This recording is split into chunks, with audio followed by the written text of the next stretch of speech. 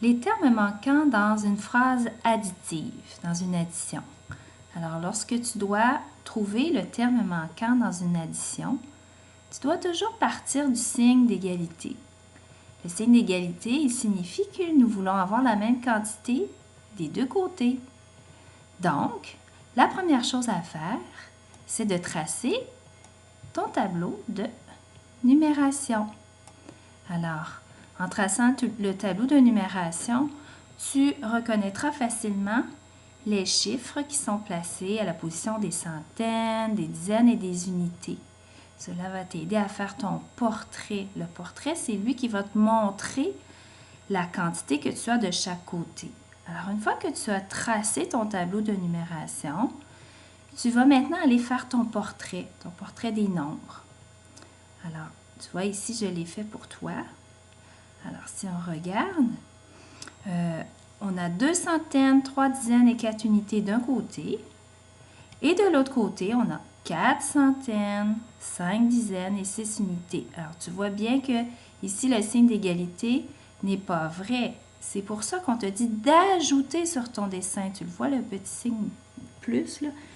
Tu dois venir ajouter quelque chose sur ton dessin pour que les deux côtés soient identiques, c'est-à-dire que tu aies le même dessin des deux côtés.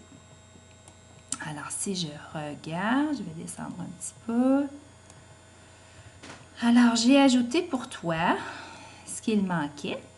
Alors, je voulais avoir 6 unités, j'en ai 4. Alors, 1, 2, 3, 4, 5, 6. J'ajoute les 2 unités qu'il me manquent.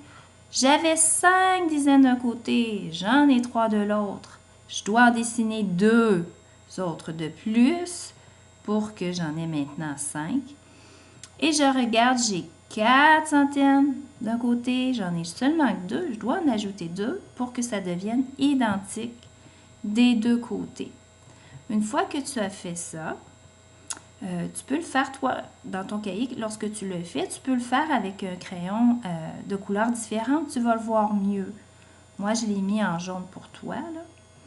Donc, une fois que c'est fait, tu n'as qu'à réfléchir à ce que tu viens de faire, c'est-à-dire, j'avais 234. Je dois ajouter quoi? Je dois ajouter 222. Et j'ai la même quantité, donc 456 des deux côtés. Alors, tu vois, si je regarde ma petite phrase en bas, ça donne exactement ce que je viens de t'expliquer. Tu pourrais toujours, avec ton crayon, là, je vais prendre une couleur, si tu retraces ton tableau de numération, là, tu vas voir si tu as bien fait tes choses. Alors, tu regardes, est-ce que j'ai ajouté 2 centaines? Bien sûr. Est-ce que j'ai ajouté 2 dizaines? Oui. Et 2 unités? Oui. Alors, voilà. Si tu fais ça de cette façon, tu pourras trouver le terme manquant dans l'addition. Il est possible de le faire d'autres façons. Ça, ce n'est qu'une façon que l'on peut utiliser. Mais lorsque tu as le dessin comme ça, c'est sûr que ça peut beaucoup t'aider à comprendre et à voir ce que tu fais.